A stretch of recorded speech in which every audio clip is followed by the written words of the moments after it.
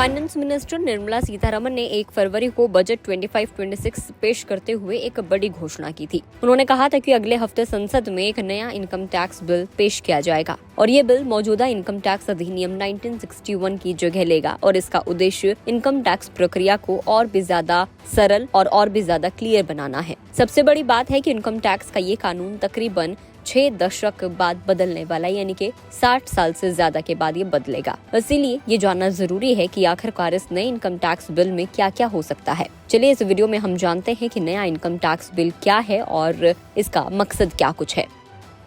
नए tax bill में क्या क्या हो सकता है, तो फाइनेंस मिनिस्टर ने अगले हफ्ते एक नया इनकम टैक्स बिल पेश करने की घोषणा की है। इसका जो मेन पर्पस होगा वो होगा सरल भाषा और कम प्रावधान। टैक्स पेयर्स के लिए इसे समझना आसान हो जाएगा। इसके अलावा डिजिटल प्रोसेस को बढ़ावा देना, टैक्स फाइलिंग को पूरी तरीके से डिजिटल किया जा सकता है। अगला है लिटिगेशन की कमी, यानी कि कानूनी विवादों को कम करने के लिए इसमें कुछ उपाय किए जाएंगे। अगला है single tax year, assessment year और फाइनेंशियल ईयर को मिलाकर एक टैक्स ईयर बनाया जा सकता है। इसके अलावा इसमें डिडक्शन और छूट की कमी भी हो सकती है। टैक्स स्ट्रक्चर को सीधा और सरल बनाया जा सकता है नए इनकम टैक्स बिल के जरिए। अगला है डिविडेंड इनकम पर 15% टैक्स, इससे सभी इनकम कैटेगरी में इक्वालिटी लाई जा सकती है। अगला है उच्च आय वर्ग, यानी कि जो लोग ज्यादा इनकम देते हैं उनके लिए 35% का स्टैंडर्ड टैक्स होगा। मौजूदा सरचार्ज को हटाकर इसे लागू किया जा सकता है। अगला है कैपिटल गेन टैक्स का सरलीकरण, यानी कि अलग अलग संपत्तियों पर एक समान टैक्स रेट हो सकता है। सरकार के मुताबिक ये नया कानून 63 साल पुराने इनकम टैक्स एक्ट 1961 की जगह लेगा और टैक्स पेयर्स के